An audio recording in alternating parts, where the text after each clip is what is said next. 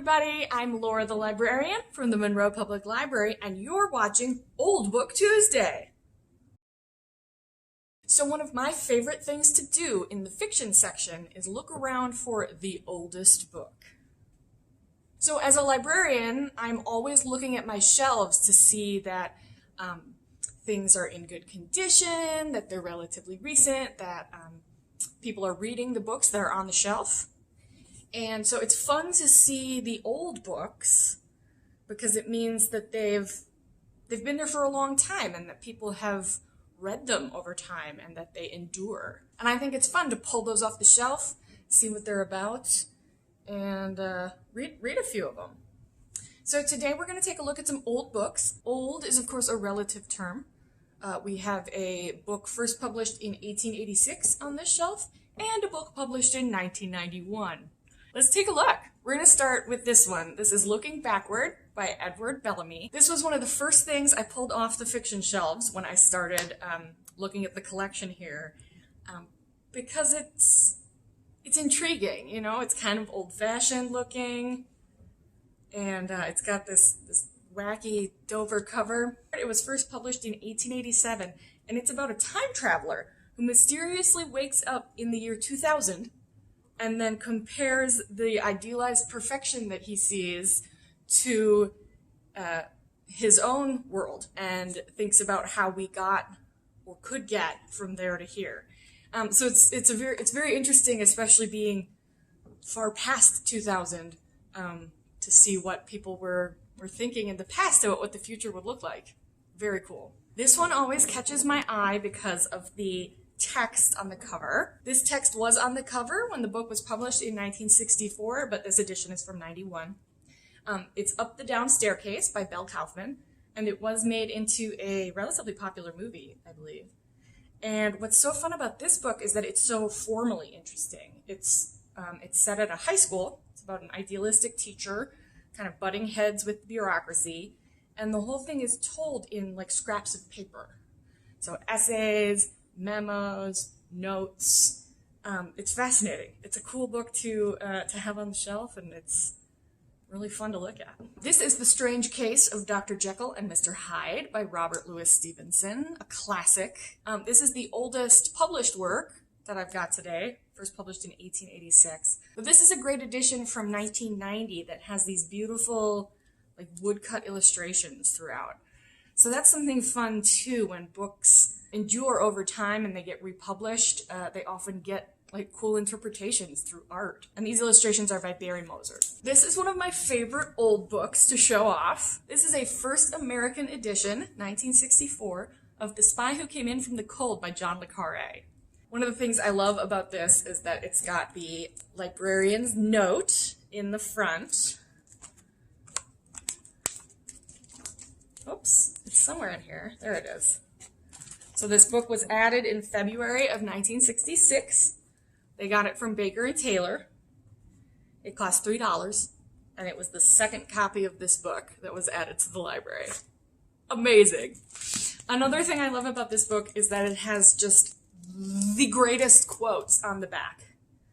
I mean, first of all, you've got Daphne du Maurier on top, followed by Graham Greene. And Graham Greene says it's the best spy story I have ever read.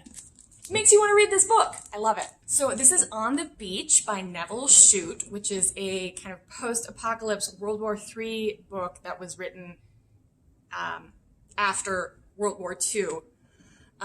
It's set in Australia, and it was first published in 1957. This edition is from 64. But this one, unlike The Spy Who Came In From the Cold, we can't see any of the information because it's been so well loved that it's been taped up and repaired a bunch of times.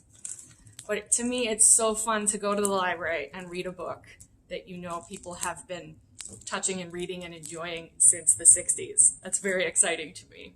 Another great thing is a bunch of these books have the old library stamp, the Arab at Ludlow name and address on the book there.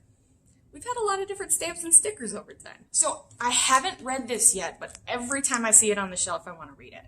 This is The Joys of Motherhood by Buchi Emecheta. She was Igbo and wrote about Nigerian village life and, you know, the intersection of colonialism and the wider world with the smaller life and the traditions of living in the village. And this was first published in 1979. I have notes. I'm sorry, I keep looking at them. I did research for this video. Amazing, right? So this is Bless Me Ultima by Rodolfo Anaya, kind of a coming-of-age story about spirituality and becoming your own person. And it's a classic of Chicano literature, Mexican presence in the Southwest United States, that cross cultures. And it's one that I've always wanted to read. Another classic from the 70s, this is A River Runs Through It by Norman Maclean, first published in 1976, all about the family in Montana. And it has one of the most iconic first sentences I've ever read. Are you ready for it? In our family, there was no clear line between religion and fly fishing. I absolutely love this book. This is The Women of Brewster Place by Gloria Naylor. It's super fun to me to see that this was in the library and checked out before I was born. So fun. In any case, this is a great book about a community that's primarily Black, and it focuses on the lives of the women. It's told in 7 different stories, but they all appear as characters in each other's stories. It was first published in 1982, and it is an amazing book. I managed to save for last the newest book on the shelf. This is How to Make an American Quilt by Whitney Otto, first published in 1991. And was made into a very popular movie in 95. This one, I think, has endured because it's about so many different women's voices. It's set around a quilting circle, but it has a bunch of different narrators, and I think it shows a lot of different ways to be an American woman. It has this great embossed pattern on the cover that looks very quilted. It's beautiful. I hope you enjoyed looking at some of these old books with me. It's part of the magic of the library to be able to read books that are both new and old, to rediscover things that were written long ago, to have something touch you that is from a different time period.